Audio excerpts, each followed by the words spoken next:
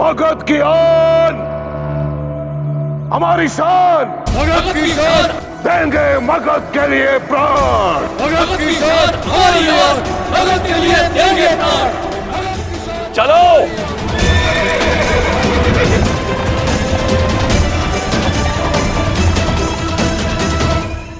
अपने अपने मूर्छों के लिए सज हो जाओ। मगध की सेना के कौड़िहार वन पहुंचने से पूर्व ही हम अपने निश्चित स्थान ले चुके होंगे और जैसे ही वो वन में प्रवेश करेंगे हम अनियंत्रित पशुओं से उनका ध्यान भटका देंगे। जब तक मगध के सैनिक उन्हें अपने पथ से हटाएंगे, चंद्रगुप्त और हमारी सेना उनकी भोजन सामग्री चुरा लेगी। परंतु स्मरण रहे, सारी सामग्री नहीं चुरानी है, इससे उन्हें हमारे वहां होने का संदेह हो जाएगा। केवल उतना ही लेना है जिससे उन्हें कठिनाई हो और जो उनके रक्षकों की दृष्टि में भी ना आए।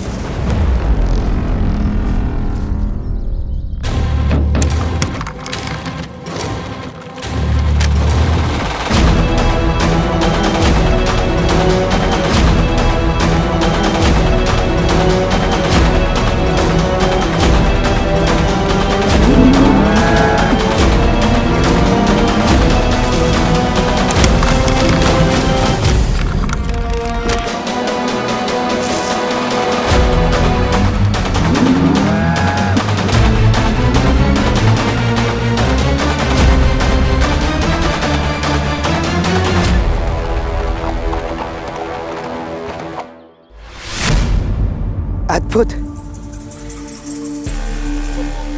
ये तो हमारी सेना की आवश्यकता से कहीं अधिक है। ये तो अभी प्रारंभ है चंद्रगुप्त। अभी तो केवल उनकी भूख पर प्रहार किया है, अगला प्रहार उनकी प्यास पर होगा।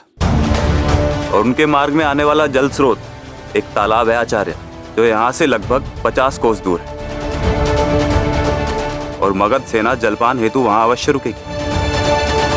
इसका अर्थ है कि हमारे पास समय अत्यंत कम है। हमें मगध सेना से पूर्व ही वहां पहुंचना होगा। चंद्रगुप्त, ये औषधि का मटका ले जाना मत भूलना। ये हमारे लिए अत्यंत महत्वपूर्ण है। इसे उस तालाब के जल में मिलाना होगा और परिणाम मगध सैनिक दुर्बल हो जाएंगे।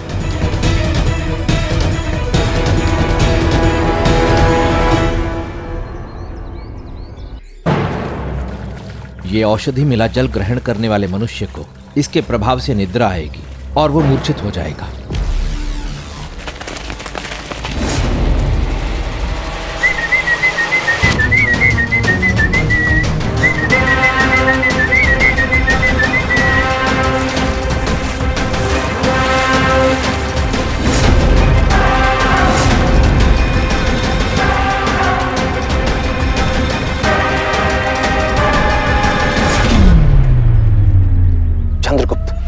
वो बुंदेलखंडी कटार वहीं छूट गई है। यदि मगध के सैनिकों ने देख लिया तो उन्हें संदेह हो जाएगा, सारा भेद खुल जाएगा।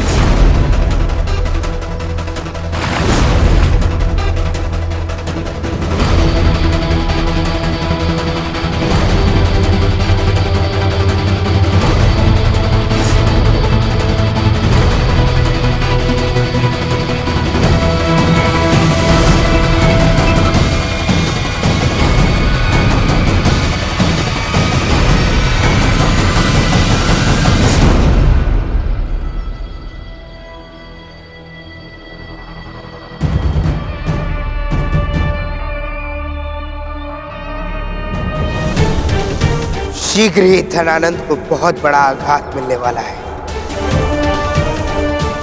अब उसकी सेना के पास ना खाने को भोजन होगा और ना ही पीने को जल।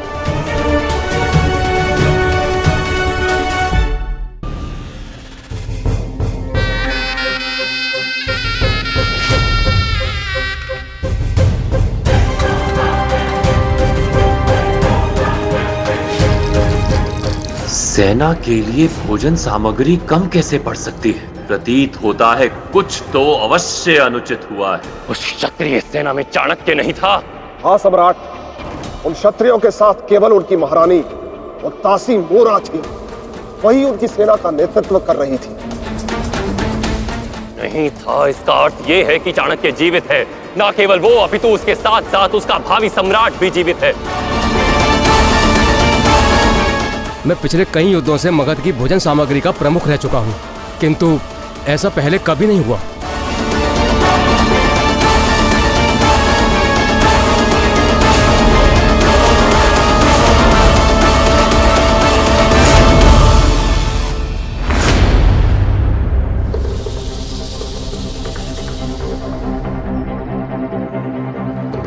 इतना कम भोजन?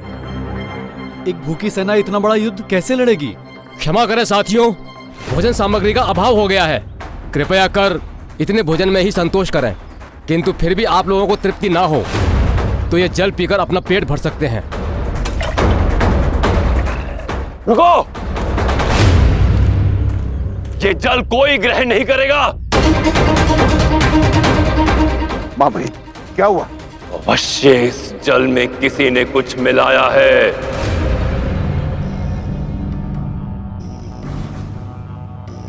परंतु हमारे सारे सैनिक यही जल पीते हैं मां महिमा, और देखिए किसी को कुछ नहीं हुआ, सबके सब सकुशल है।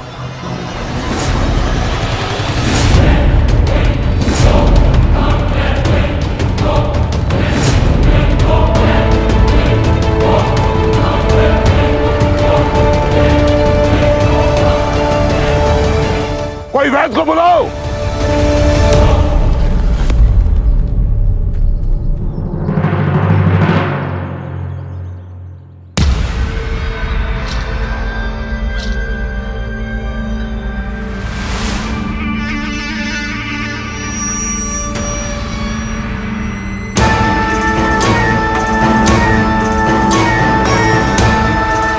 आपका संदेह बिल्कुल उचित था सम्राट।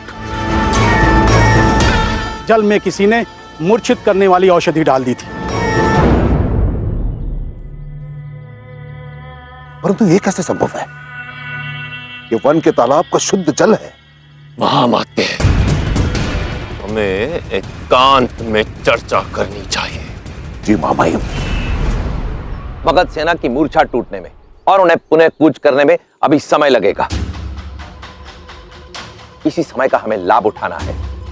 उनसे बहुत आगे निकलना होगा, लगभग 10 कोस। ये झाड़ियों से होकर जाता रास्ता, हम इन्हीं से आगे जाएंगे और अपनी आगे की योजना पर कार्य करेंगे।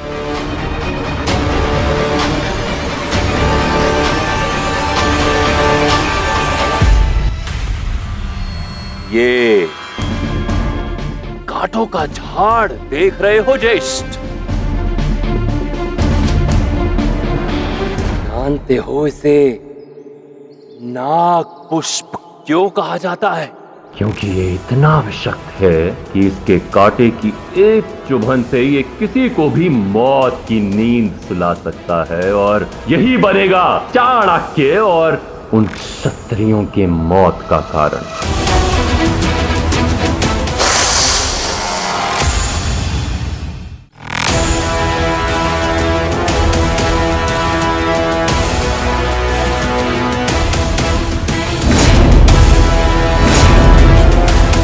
रुकिए राजकुमार। क्या हुआ बलदेव? कोई समस्या है क्या? ये देखिए, ये झाड़ी यहाँ कैसे? ये तो केवल किसी जल स्रोत के पास पाई जाती है, और यहाँ कोई जल स्रोत है नहीं, तो फिर ये यहाँ क्या कर रही है? तो इस झाड़ी के यहाँ होने से इतना विचलित क्यों? ये कोई साधारण सी झाड़ी नहीं है आचार्य, ये नाग पुष्प की झाड़ी है। इसके कांटे की बारीक सी नोक भी एक व्यक्ति के अंत का कारण बन सकती है।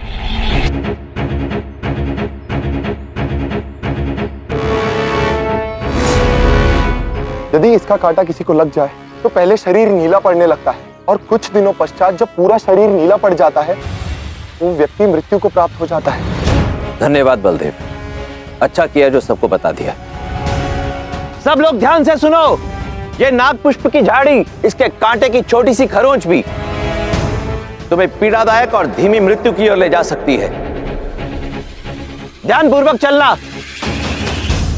राजकुमार चंद्रगुप्त, आपकी सुरक्षा हमारे लिए सर्वोपरि है। आप आगे नहीं चलेंगे, पीछे आइए। जो आगे आचार्य। मैं और बलदेव आगे चलकर सुनिश्चित करेंगे कि ये कांटे किसी को लगे ना। आओ बलदेव।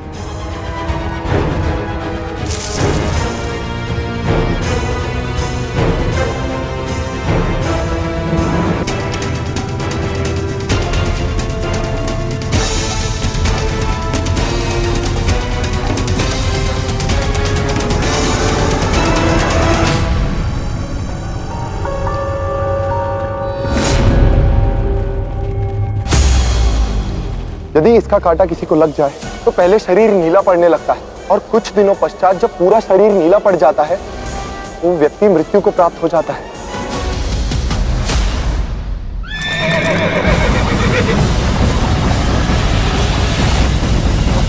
धनानंद को ज्ञात हो चुका होगा कि हम इसी वन में हैं और वो धूर्त ये भी समझ चुका होगा कि उसकी सेना से आगे निकलने के लिए हम इसी छोटे मार्ग का प्रयोग करेंगे।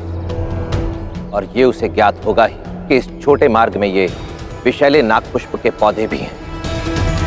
अब हम सबके समक्ष चुनौती केवल एक है, धनानंद के इस दाव को विफल करना। हमें शीघ्रातिशीघ्र स्वयं को सुरक्षित रखते हुए धनानंद से आगे चलना होगा ताकि उससे एक कदम आगे रह सके। अपनी सेना के मनोबल के लिए मुझे केवल अपने शत्रु से ही नहीं बल्कि इस विष से भी लड़ना होगा। ये युद्ध पूर्ण होने तक मुझे एक घाव सबसे छिपाना होगा।